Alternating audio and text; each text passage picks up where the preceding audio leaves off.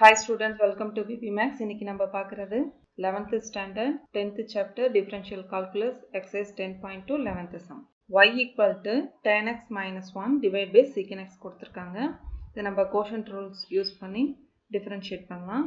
y differentiate பண்ணா நமக்கு கிடைக்கிறது y dash equal to tan x minus 1 அப்படிங்கிறது u, secant x அப்படிங்கிறது v.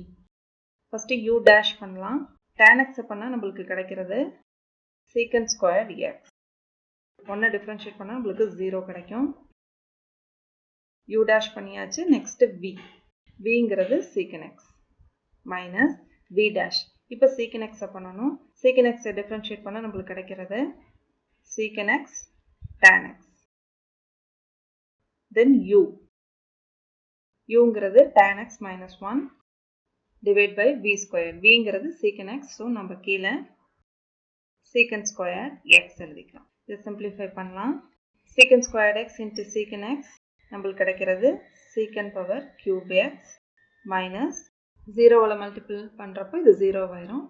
next minus secant x tan x வந்து tan x ஆல first multiple பண்ணலாம். அப்ப நம்மளுக்கு கிடைக்கிறது minus secant x tan x into tan x நம்மளுக்கு கிடைக்கிறது tan squared x. then minus into minus plus ஆயிரும். so plus போட்டுக்கலாம். secant x tan x into 1 secant x tan x divide by secant squared x. next y dash equal to இப்போ இந்த ரெண்டு டேர்ம்ல இருந்தும் நம்ம secant x காமனா வெளிய எடுக்கலாம். இப்போ secant x into minus tan squared x வரும் plus secant x tan x divide by secant squared x. So secant squared x minus tan squared x வந்து 1. So secant x into 1 plus secant x tan x divide by secant squared x. இப்போ மேல இருக்க டேர்ம்ல இருந்து ஒரு secant x காமனா வெளிய எடுக்கலாம்.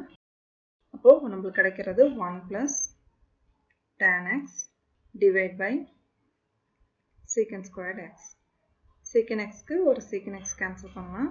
அப்ப நமக்கு கிடைக்கிற answer 1 plus tan x divide by secant x. y dash equal to 1 plus tan x divide by secant x கிடைச்சிருக்கு. இப்போ secant x பாத்தீங்கன்னா 1 divide by secant x plus tan x divide by secant x ன்னு எழுதிக்கலாம். 1 divide by secant x அப்படிங்கிறது cos x plus tan x வந்து sin x by cos x divide by secant x 1 divide by cos x அப்படின்னு எழுதலாம். equal to cos x அப்படியே வச்சுக்கலாம். இது sin x by cos x into 1 divide by cos x வந்து cos x by 1 change ஆகும். So ஒரு cos x க்கு ஒரு cos x கேன்சல் பண்ணிக்கலாம். அப்போ நமக்கு கிடைக்கிறது cos x plus sin x. So y dash equal to cos x plus sin x. Next 12th sum y equal to sin x divided by x squared கொடுத்திருக்காங்க. இதுல u பாத்தீங்கன்னா sin x, bங்கிறது x squared. So quotient rule follow பண்ணலாம். y differentiate பண்ணோம்னா நமக்கு கிடைக்கிறது y dash equal to sin x அப்படிங்கிறது u. So sin x பண்ணா நமக்கு கிடைக்கிறது cos x into bங்கிறது அப்படி எழுதிக்கணும். So x squared அப்படி எழுதிக்கலாம். minus b dash x squared differentiate பண்ணா நமக்கு கிடைக்கிறது 2x into uங்கிறது sin x. So sin x அப்படி எழுதிக்கலாம். divide by x. ஆல்ரெடி ஃபார்முலால v squared இருக்கு. இங்க vங்கிற இடத்துல நமக்கு x squared இருக்கனால x squared whole square. next x squared into cos x ன்னு எழுதிக்கலாம். minus 2 into x sin x divide by x power 4. இப்போ மேல இருக்க டேர்ம்ல இருந்து ஒரு x காமனா வெளிய எடுக்கலாம்.